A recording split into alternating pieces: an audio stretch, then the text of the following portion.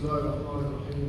إن الحمد لله نحمده ونستعينه ونستغفره ونؤمن به ونتوكل عليه ونعوذ بالله من شرور أنفسنا ومن سيئات أعمالنا من يهده الله فلا مضل له ومن يضلل فلا هادي له ونشهد أن لا إله إلا الله وحده لا شريك له ونشهد أن سيدنا مولانا محمدا عبده ورسوله صلى الله عليه وعلى آله وصحبه أجمعين ومن تبعهم بإحسان إلى يوم الدين. حبیب صاحب نے جو عربی میں خطبہ پیش کیا اس کا اردو میں خلاصہ بیان کرنے جا رہا ہوں. پہلے تو قرآن کریم کی آیت تقویٰ کے بارے میں اس کو تلاوت کیا جس کو ہر جمعہ کے اندر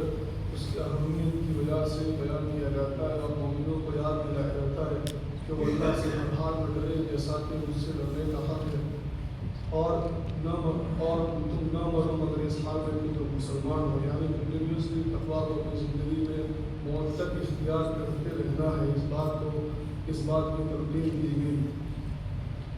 اس کے بعد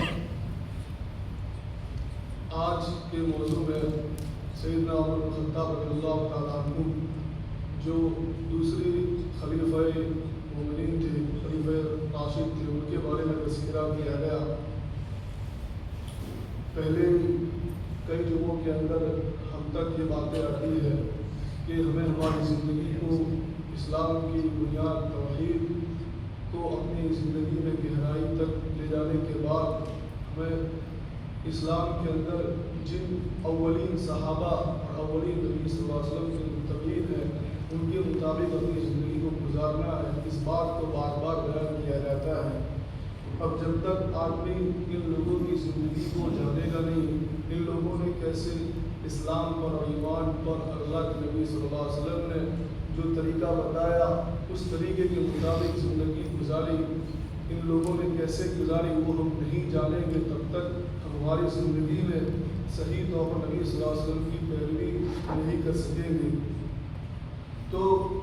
ان میں سب سے پہلے ابو بکر صدیق رضی اللہ تعالیٰ عنہ کا تذکرہ آتا ہے جن کے بارے میں آتا ہے کہ انبیاء اور رسول کے بعد سب سے عظمت والے آدمی جو ہے تو ابو بکر صدیق رضی اللہ تعالیٰ عنہ ہے. ان کے بعد جو نمبر آتا ہے وہ عمر بن الخطاب رضی اللہ تعالیٰ عنہ کا آتا ہے. اور اس کا پتہ اس بات سے بھی چلتا ہے ایک حدیث میں رسول اللہ صلی اللہ علیہ وسلم نے ترمذی نے راوی اس کو روایت دیا ہے, ترمذی کی روایت ہے, اس میں یہ اللہ کے نبی صلی اللہ علیہ وسلم نے صاف صاف کہا ہے, یہ روایت حسن بھی ہے کہ اقتدوا بالذین من بعد ابو بکر و عمر رضی اللہ عنہما, کہ میرے بعد جو دو ہوں گے ان کی آپ اتباع کرو, ان کی پیروی کرو, ان کی زندگی کے مطابق اپنی زندگی کو گزارو, میری سنت اور میرے طریقوں کو ان سے سمجھ کر زندگی میں عمل کرو. وہ ابو بکر صدیق اور عمر رضی اللہ تعالیٰ عنہما ہے. حضرت عمر رضی اللہ تعالیٰ عنہ کا مقام, ان کے مناقب,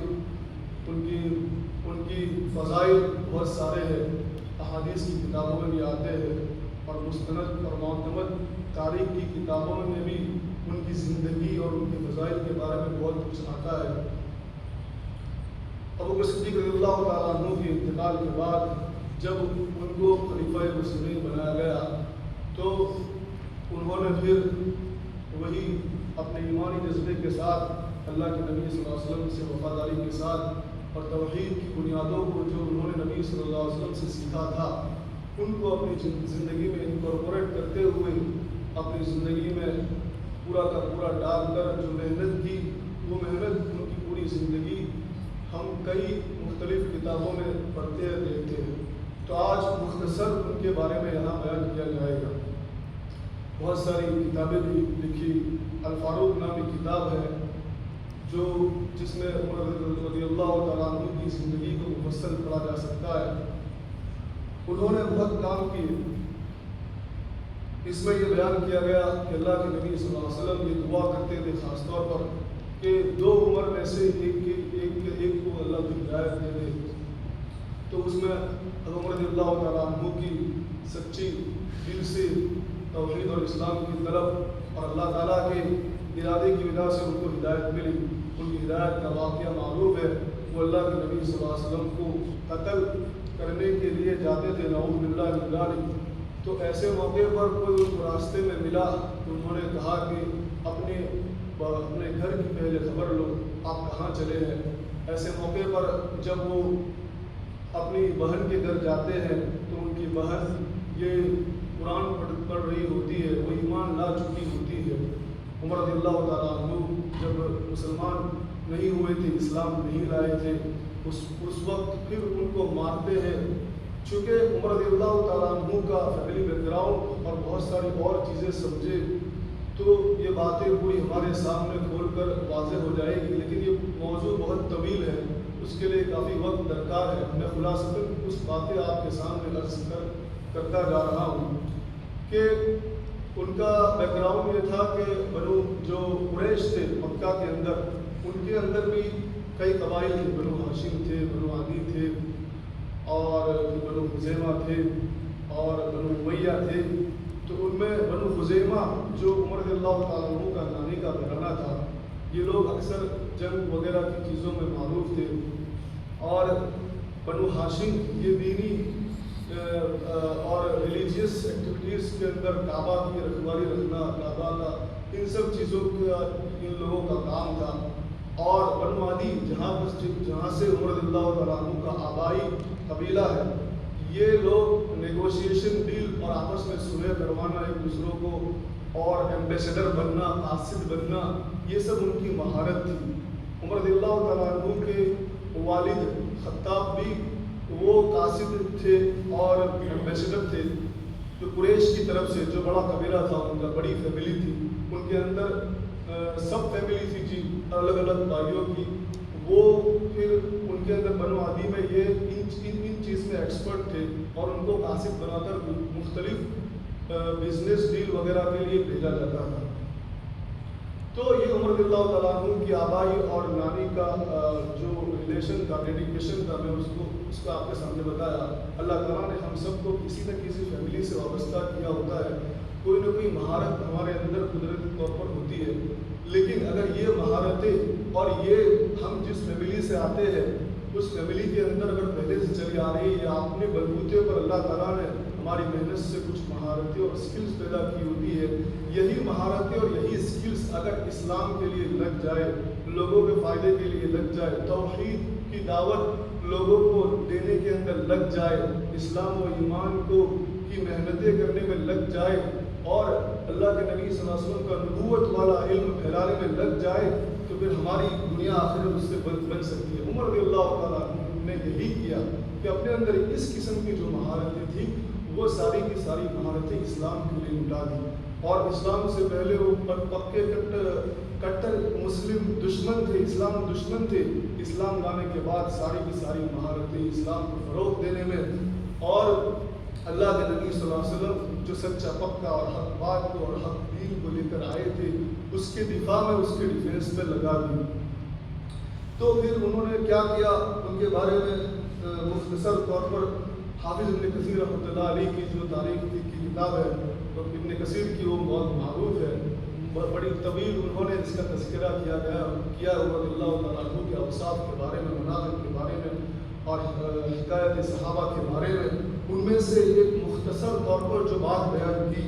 وہ یہ ہے، وہ اول من دعا یا امیر المؤمنین، کہ وہ مسلمانوں کے مسئلے کو اپنا مسئلہ سمجھتے تھے، اور انہوں نے اسلام اور ایمان کی بھی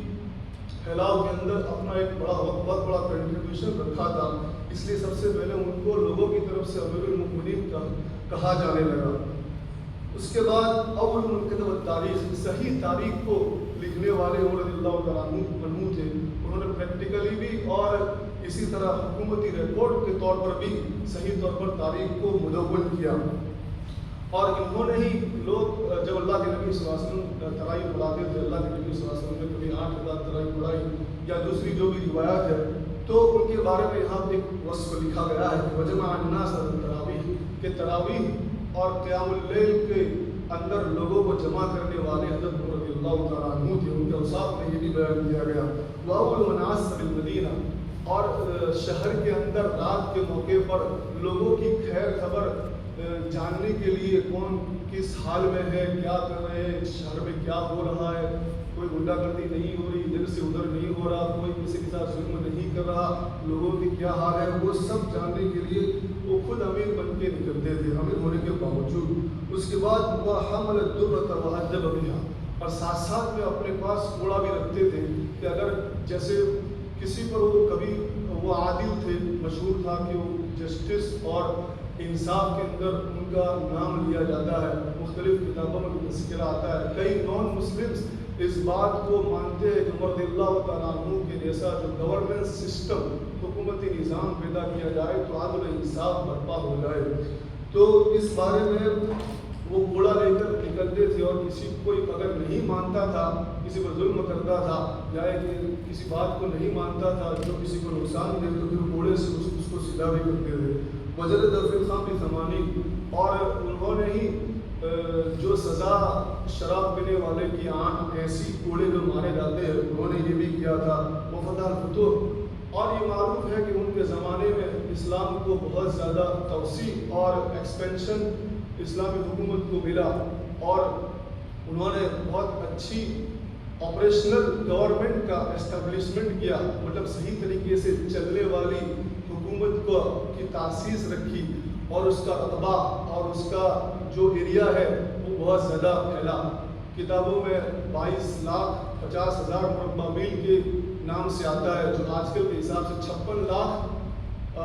اور کچھ اس پر کچھ اماؤنٹ کا جو اسکوائر کلومیٹر ہے. اتنا بڑا رقبہ جو الیگزینڈر کا بھی نہیں تھا، اور اس کے بعد فرعون کی جو حکومت تھی اس کا بھی نہیں تھا. بغیر کسی مالی ریسورس کے، نہ ان کے پاس، نہ وہ جس فیملی سے بلانگ کرتے تھے عدی کی، وہ اکنومی میں اتنے آگے نہیں تھے. اکنومی کے اندر تو ابو سفیان کا بنو امیہ جو قبیلہ ہے وہ تھا، عمر رضی اللہ تعالیٰ عنہ نہیں تھے. پھر بھی بغیر کسی اتنے زبردست فائنانشیل ریسورسز کے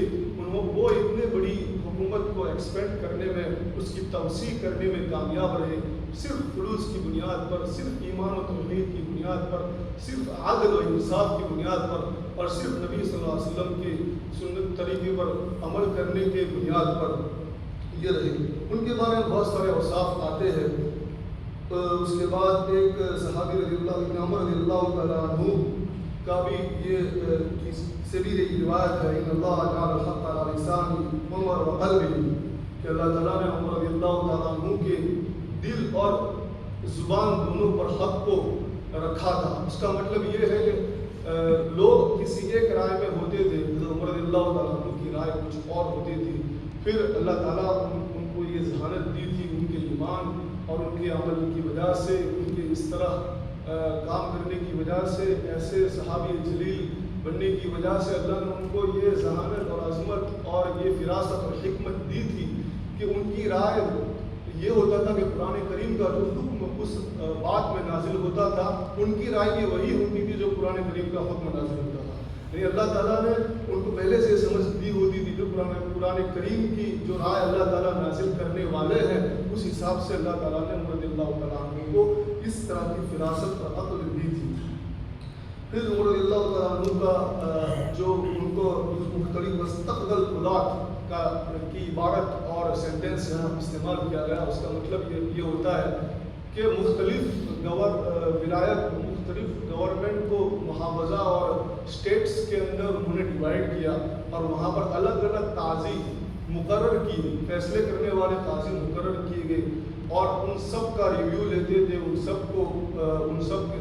کے ساتھ وہ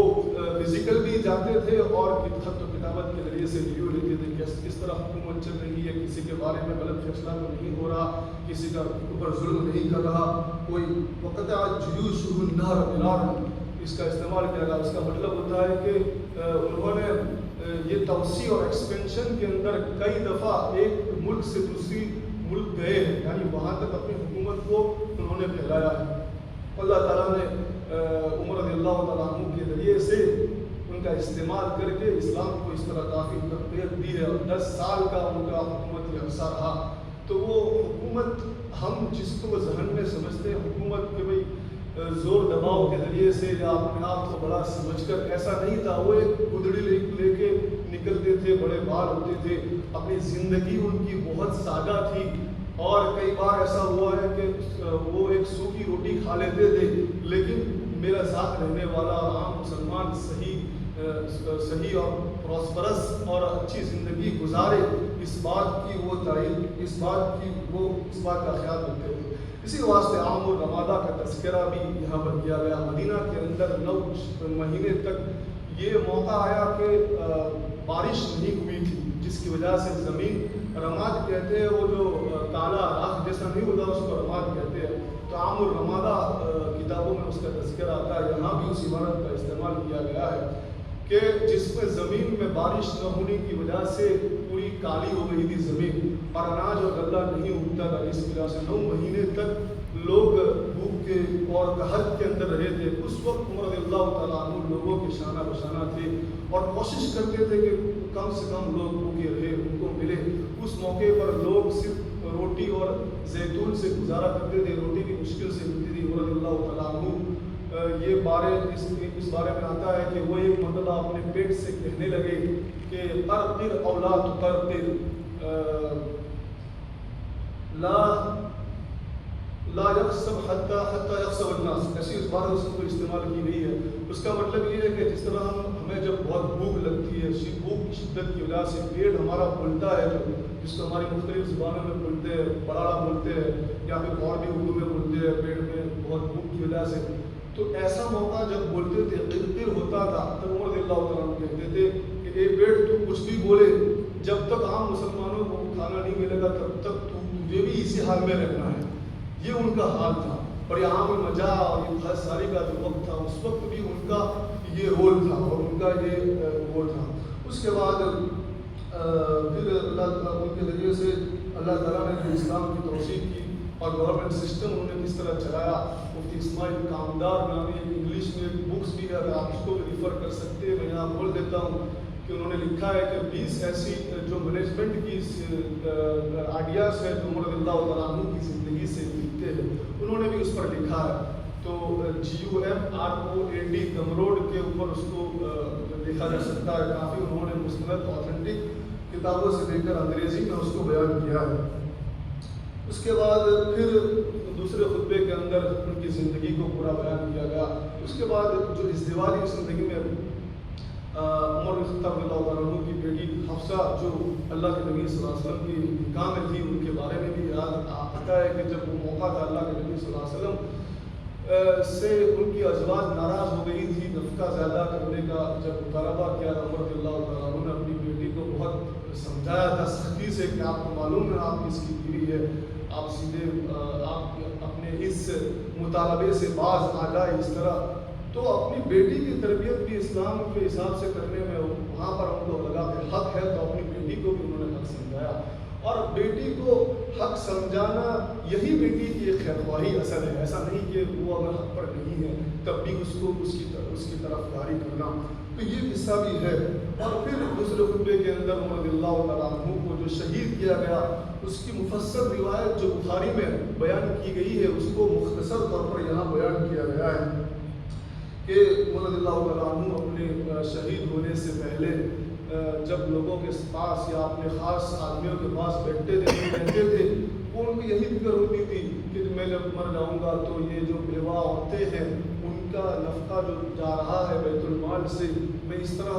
کا نظام بناؤں گا، سسٹم کریٹ کروں گا کہ جس کی وجہ سے یہ چلتا رہے، اور میرے بعد دوسرے آدمیوں کی یہ بیوہ عورتیں جو نہ کما سکتی ہے بیچارے، لیکن ان کو گھر چلانا ہوتا ہے، تو میرے بعد کسی کی ضرورت نہیں پڑے گی۔ اس طرح وہ تذکرہ کرتے تھے ان کی مجلسوں میں نشستوں میں۔ پھر اس کو سسٹم بھی اس کا بنایا،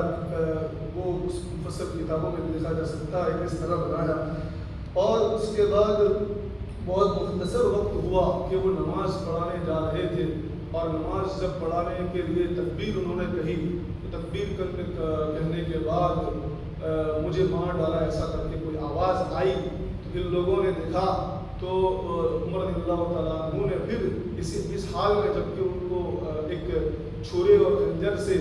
مغیرہ کے غلام جو مجوسی تھا اور مسلم تھا، مدینے میں کام کرتا تھا، اس نے عمر رضی اللہ تعالیٰ عنہ کو خنجر مارا، اور وہ خنجر 2 دھاری تھا جس کی وجہ سے بہت زوردار وار لگا تھا۔ ایسے موقع پر نماز کو مکمل کرنے کے لیے عبد الرحمن بن عوف رضی اللہ تعالیٰ عنہ تھے، ان صحابی کا ہاتھ پکڑ کر اللہ کے حضور عمر رضی اللہ تعالیٰ عنہ نے ان کو امام بنا دیا اور عمرو بن عوف رضی اللہ تعالیٰ عنہ نے نماز کو مکمل کیا اور عمرو بن عوف رضی اللہ تعالیٰ عنہ نے نماز کو مکمل کیا. تو اس کے بعد جب عمر رضی اللہ تعالیٰ عنہ کو اس نے خنجر مارا اس کے بعد وہ بھاگنے لگا تو 14 صحابی رضی اللہ عنہ جو پہلی صف میں تھے ان کو بھی وہ خنجر مارتا گیا اور اس میں سے 7 کا غالباً انتقال ہو گیا اور 14 زخمی ہو گئی. پھر ایک صحابی تھے انہوں نے ان کو اللہ تعالیٰ نے یہ فراست دی کہ انہوں نے کیا کپڑا ڈالا اس پر تو کپڑا ڈالنے کی وجہ سے پھر اس نے اپنے آپ کو ہی خنجر مار دیا اور خودکشی کر لی. یہ پورا واقعہ بیان کیا ہے. اس کے بعد کی جو باتیں ہیں وہ کافی ہمارے لیے لیسنس والی ہے. ساری زندگی ان کے لیے سبق آموز ہے. ہمیں ہمیشہ کہا گیا ہے اللہ کے نبی صلی اللہ علیہ وسلم نے بار بار یہ تلقین کی ہے کہ میرے بعد میرے اصحاب کی میرے صحابہ کی اتباع کرنا خلفائے راشدین کی اتباع کرنا اصحاب النجوم میرے صحابہ ستاروں کے مانند ہے. جس طرح سمندر کے اندر شپ راستہ بھٹک جاتا ہے تو مخصوص ستارے کے ذریعے سے راستہ اپنا طے کرتا ہے اسی طرح میرے صحابہ کے ذریعے سے آپ طے کرو راستہ یہ کہا گیا. تو پھر عمر رضی اللہ تعالیٰ عنہ سب جمع ہو گئے. عمر رضی اللہ تعالیٰ عنہ نے کہا کہ عائشہ رضی اللہ تعالیٰ عنہ سے سلام کیجیے ان کو کہیے کہ میں اپنے 2 ساتھی جو ہے گجرا حضرت عائشہ رضی اللہ تعالیٰ عنہ کا تھا حضرت ابوبکر صدیق رضی اللہ تعالیٰ عنہ اور نبی صلی اللہ علیہ وسلم اور تیسرے عمر تو میرے 2 ساتھی کے ساتھ میں دفن ہونا چاہتا ہوں اجازت کر لیجیے. عمر رضی اللہ تعالیٰ عنہ ان کو بھیجتے ہیں. ایک صحابی تھے وہ جاتے ہیں عائشہ رضی اللہ تعالیٰ عنہ پر انہا پر سلام پیش کرتے ہیں. وہ رو رہی تھی کیونکہ ان کو خبر پہنچ گئی ہوگی عمر رضی اللہ تعالیٰ عنہ کا اس طرح واقعے کی. تو پھر وہ آتی ہے کہ ہاں اجازت میں نے دی ہو میں نے اپنی وہ جگہ میں نے اپنے لیے رکھی تھی لیکن عمر رضی اللہ تعالیٰ عنہ جب پوچھتے ہیں تو میں اپنی جگہ کو ان کے لیے قربان کرتی ہوں.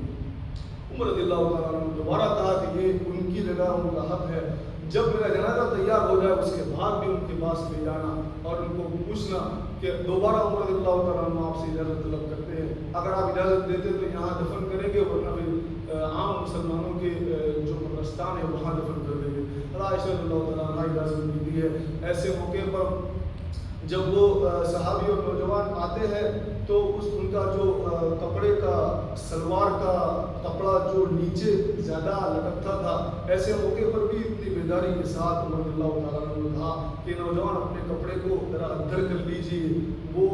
اللہ تعالیٰ سے زیادہ قریب بھی ہے آپ کو قریب بھی کرے گا ساتھ ساتھ میں آپ کا کپڑا جو ہے وہ دنیاوی حساب سے زیادہ باقی رہے گا اس کو نقصان نہیں ہوگا اس کو کیچڑ وغیرہ نہیں لے گا تو دنیاوی اور اخروی فائدہ. ایسے موقع پر بھی عمر رضی اللہ تعالیٰ عنہ نے اس جوان کو بتایا کتنی فکر تھی مسلمانوں کی اور عام مسلمانوں کی توحید کو آخری دم تک اپنے اندر توحید کی دعوت دینے کی. تو اللہ تعالیٰ ان صحابہ رضی اللہ عنہ کی مناقب کو اور ان کے فضائل کو ان کی حکایات کو ہمیں تعلیمی حلقوں میں بیٹھ کر اور خود بھی اس کو پڑھنے کی توفیق نصیب فرمائے. اپنی زندگی میں اس کو لانے کی توفیق نصیب فرمائے. مجھے بھی توفیق نصیب فرمائے. اور اس کے بعد عام دعا کی کے لیے ہمیں دعا کرنی چاہیے. فلسطین کے لیے دعا کرنی چاہیے اور ہمارے سب مسلمان بھائیوں کے لیے دعا کرنی چاہیے. اللہ تعالیٰ جہاں بھی مجاہدین حق کے لیے لڑنے والے ہیں اور اسی طرح دین کا اور دعوت کا کام کرنے والے ہیں ان تمام کی مدد کرے اور جہاں بھی مسلمانوں کے اندر آپسی لڑائیاں ہیں ان کو حق کی بنیادوں پر اللہ تعالیٰ ختم کر کے سب کی صلاحیتوں کا استعمال کرے. اللہ تعالیٰ ہم سب کو عمل کرنے کی توفیق نصیب فرمائے. صلی اللہ تعالیٰ علی خیر خلق محمد وعلی آلہ واصحابہ اجمعین. سبحان ربک رب العزۃ عما یصفون وسلام علی المرسلین والحمد للہ رب العالمین.